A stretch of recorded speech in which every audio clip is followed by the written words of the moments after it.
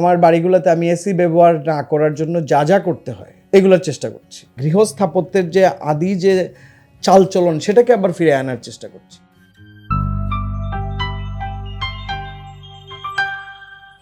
বসবাসের বিভিন্ন রকম নতুন নতুন আইডিয়া ইম্পোর্ট হচ্ছে এবং আইডিয়া ইম্পোর্ট হলেই বাসার প্ল্যানের নিউ আইডিয়া যখন আসে সাথে সাথে ম্যাটেরিয়ালটা আসে, সব কিছুই ইম্পোর্ট হচ্ছে এবং এটা একটা মুক্তবাজার অর্থনীতির একটা গেড়াকলে কিন্তু আমাদের স্থাপত্য আছে।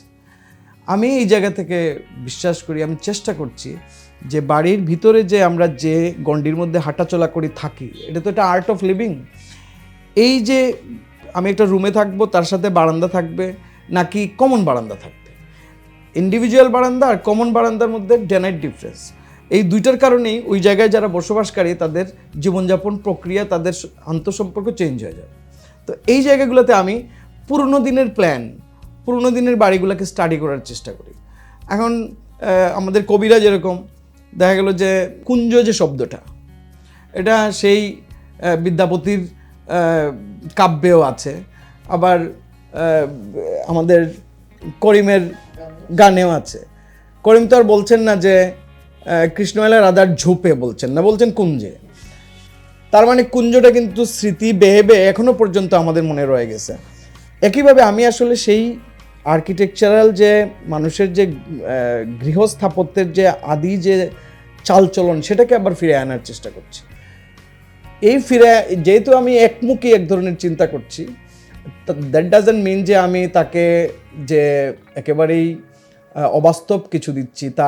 আমি বিল্ডিং বানাচ্ছি সবই ফাংশনাল। যে কোনো স্থপতিরই যেটা করা উচিত সেটা হচ্ছে যে জলবায়ু এবং আবহাওয়ায় তিনি থাকবেন, বাড়িটা তো তার সাথেই মিশে থাকবে। সুতরাং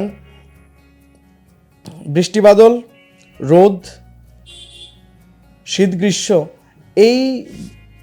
এর সাথে যদি বাড়ির যদি ফ্রেন্ডশিপ না হয় তাইলে আসলে ওই বাড়ি সাকসেসফুল হবে না কখনো। সুতরাং এটা খুব স্বাভাবিক। আমি এই কারণেই বলতে পারেন আমি জলবায়ু বান্ধব প্রজেক্ট করছি। আমার বাড়িগুলোতে আমি এসি ব্যবহার না করার জন্য যা যা করতে হয় এগুলোর চেষ্টা করছি। এবং এটা আমি বলছি যে আজকে গ্লোবাল ওয়ার্মিংয়ের কথা বিভিন্ন জায়গায় বলা হচ্ছে, এসি ব্যবহার যাতে না করি ইত্যাদির কথা বলা হচ্ছে। আমি মনে করি যে কিছু ডিসিশন যদি আমি ঠিকমতো নেই, তাইলে আমি এই ডিসিশন নিতে গিয়ে আমি কিছু ছাড় দিতে হবে আমাকে। এই ছাড় যদি দেই তাইলে আমি আসলে আমাদের এই সিলেটের যে জলবায়ু, সিলেটের কিন্তু জলবায়ু বাংলাদেশের অন্য জায়গা থেকে কক্সবাজারের মতো না, সিলেটের জলবায়ু রাজশাহীর মতো না, সিলেটের জলবায়ু উত্তরবঙ্গ মানে দিনাজপুরের মতো না। সিলেটের জলবায়ু কিন্তু কিছুটা ডিফারেন্ট, কালচারালিও ডিফারেন্ট। কালচারালিও সিলেটের মানুষের চালচলনও ডিফারেন্ট। সিলেটের ড্রয়িং রুম আর কক্সবাজারের ড্রয়িং রুম এক হবে না।